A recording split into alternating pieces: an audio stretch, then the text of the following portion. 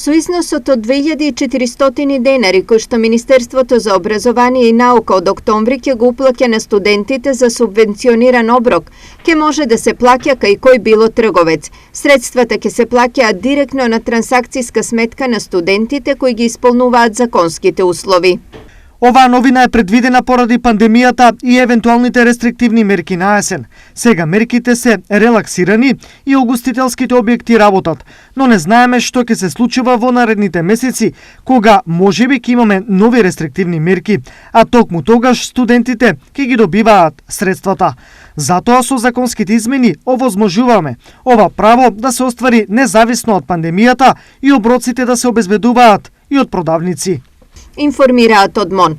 Првично усвоеното законско решение предвидуваше средствата да се користат исклучиво во угостителски објекти, но со предлог закон е направена измена средствата да се користат и во продавници, а препораката е да бидат наменети за набавка на храна.